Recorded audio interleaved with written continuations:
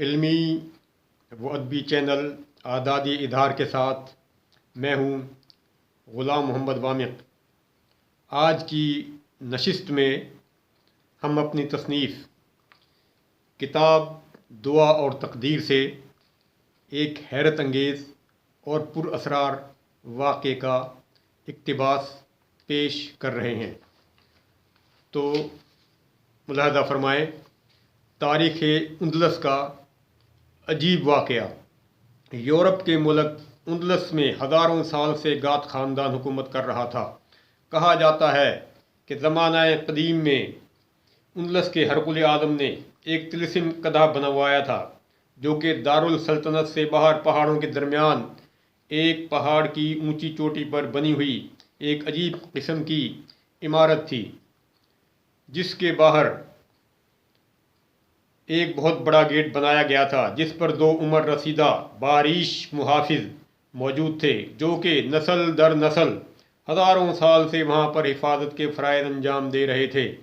اس get کے اندر ایک بڑا کمرہ تھا، جس کے دروازے پر ایک بہت بڑا بت ایک گرز لے کر کھڑا تھا۔ زمانہ قدیم سے یہ مشہور تھا کہ اندلس کا ہونے والا ہر نیا بادشاہ اس عمارت کے گیٹ پر اپنے نام کا ایک تالا لگا دیتا تھا، جو کہ اس کی بادشاہت کے استحکام کی دلیل ہوتی تھی۔ ان تمام تالوں کی چابیاں ان دونوں عمر رسیدہ پر اسرار محافظین کے پاس ہوتی تھیں، اور یہ عقیدہ بن چکا تھا کہ جو بھی بادشاہ اس طلسم قدح کے دروازے پر اپنے نام کا تالا نہیں لگائے گا تو اس کی حکومت ختم ہو جائے گی۔ چنانچہ جس وقت طارق بن زیاد اپنے مختصر سے لشکر کے ہمراہ اندلس کے ساحل پر اترے، اس وقت اندلس کا حکمران راڈرک تھا۔ راڈرک، جو کہ بڑا عیاش اور ظالم حکمران تھا، اس کی رعایا اس سے انتہائی بدظن ہو چکی تھی اور اس سے نجات کی دعا مانگتی تھی۔ راڈرک جب تخت نشین ہوا تو اسے روایتی طلسم قدح کے اسرار کے متعلق بتایا گیا، اور حکومت کے سرداروں اور کاہنوں نے اسے مشورہ دیا کہ وہ بھی اپنے پیش رو حکمرانوں کے نقش قدم پر چلتے ہوئے چل کر اس قدیم طلسم قدح کے دروازہ پر اپنے نام کا تالا لگا دے۔ لیکن راڈرک نے ان قدیم روایتوں پر یقین نہیں کیا، اور سلطنت کے امائے دین اور عمرا کے ساتھ وہ طلسم قدح کو دیکھنے کے لیے گیا۔ وہاں پر اس نے کوئی مروجہ رسم ادا نہیں کی اور نہ ہی اپنے نام کا تالا لگایا، بلکہ اس کے برعکس اس نے پرانے لگے ہوئے تالوں کو کھولنے کا حکم دیا۔ وہاں پر موجود نسل در نسل آنے والے ان دونوں پر اسرار عمر رسیدہ محافظوں نے بادشاہ کو اس عمل سے منع کیا، لیکن راڈرک اپنی ضد پر اڑا رہا اور تمام نصیحتوں کو رد کرتے ہوئے اپنے وزراء کے ساتھ عمارت کے بڑے کمرے میں داخل ہوا۔ اس کمرے کے اندر ایک اور کمرہ بنایا گیا تھا، اور اس کمرے کے دروازے پر تحریر کیا گیا تھا کہ خبردار، تم اپنی حکومت کے زوال کا سبب بن رہے ہو، اب بھی وقت ہے کہ واپس لوٹ جاؤ۔ لیکن راڈرک نے اس تحریر کو بھی کوئی اہمیت نہیں دی۔ اس کے سر پر اس طلسم قدح کے راز کو جاننے کا بھوت سوار ہو چکا تھا۔ چنانچہ اس کمرے کا دروازہ بھی کھول دیا گیا۔ اندر کمرے کے درمیان ایک بہت بڑے سے ٹیبل پر کوئی سسٹم بنا ہوا رکھا تھا، جو کہ ایک صندوق میں بند تھا، اور سامنے دیوار پر سفید اسکرین بنی ہوئی تھی۔ جیسے ہی راڈرک نے صندوق کو کھولا تو اس میں سے ایک تختی نما کوئی چیز برآمد ہوئی۔ راڈرک نے اسے نکال کر دیکھنا شروع کیا تو اسکرین پر کچھ تصاویر نظر آنے لگیں، جو کہ رفتہ رفتہ واضح اور صاف ہوتی گئیں۔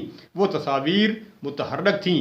تمام لوگ انتہائی خوف کے عالم میں اسے دیکھ رہے تھے کہ اچانک اسکرین پر کسی جنگ کا منظر نظر آنے لگا۔ بہت خوفناک جنگ ہو رہی تھی۔ راڈرک حیرت سے اس جنگ کو دیکھ رہا تھا، جس میں اسے اپنی فوج لڑتی ہوئی نظر آ رہی تھی، جبکہ مد مقابل جو لوگ اسے نظر آ رہے تھے وہ اس کے لیے اجنبی تھے۔ ان کی شکل و صورت افریقہ کے قبائل سے مشابہت رکھتی تھی، اور ان کی جنگ کا انداز انتہائی دلیرانہ اور وحشیانہ تھا۔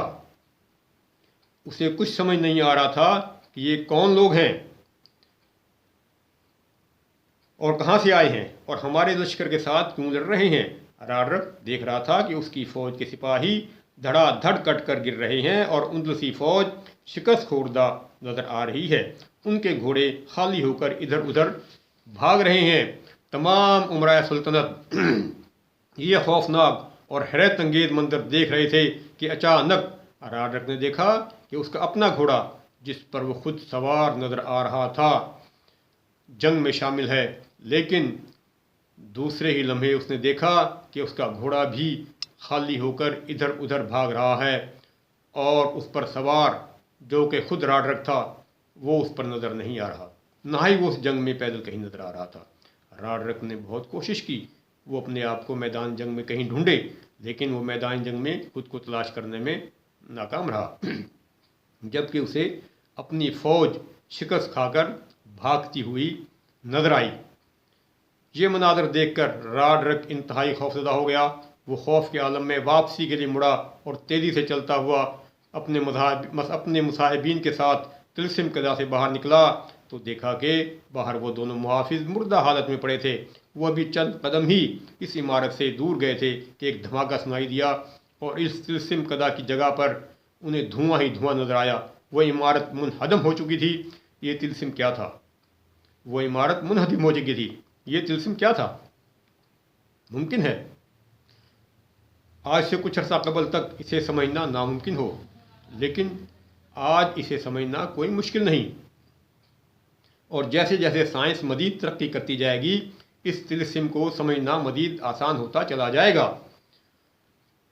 دراصل اس طلسم قلعہ میں قدیم دور کے کسی بہت قابل عالم و عامل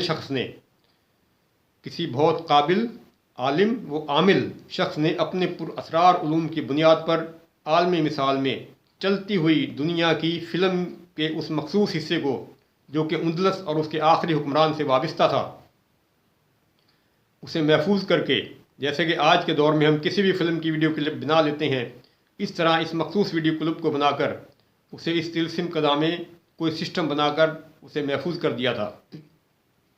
جس طرح ہم کسی بھی فلم کی ویڈیو کلپ بنا کر اسے کسی بھی دوسری جگہ پر محفوظ یعنی سیو کر لیتے ہیں اور جب چاہیں اسے دیکھ لیتے ہیں، اسی طرح قدیم دور میں جیسا کہ قرآن کریم میں بھی بیان کیا گیا ہے کہ شیاطین آسمانوں کی طرف جاتے تھے اور عالمی مثال میں چلتی ہوئی دنیا کی فلم کے مختلف مناظر دیکھ کر انہیں دنیا کے کاہنوں اور دیگر عاملوں کو بیان کر دیتے تھے، بلکہ بعض عامل تو آئندہ ہونے والے مناظر کو اپنے مخصوص علم کے ذریعے لوگوں کو دکھا بھی دیتے تھے، جس کی وجہ سے لوگ ان کے معتقد ہو جاتے تھے اور ان کی پرستش شروع کر دیتے تھے اور اسی بنا پر جھوٹے معبود بننا شروع ہو گئے تھے۔ شیاطین یعنی ابلیس کے پیروکاروں کی مدد سے جادوگر اور عامل سادہ لوگوں کو اس طرح کے شعبدے دکھا کر گمراہ کرتے تھے۔ چنانچہ عام لوگ اس طرح کے عیار و مکار لوگوں کو اپنا مرشد اور اپنا پیر بنا لیتے تھے اور یوں چال باز لوگ عوام کا استحصال کرتے ہوئے ان کو بیوقوف بناتے، ان کے مال و دولت اور عزتوں کو لوٹتے رہتے تھے اور انہی شعبدہ بازیوں کی وجہ سے بادشاہوں کے دربار میں بڑے بڑے منصب اور عزت و وقار حاصل کر لیتے تھے۔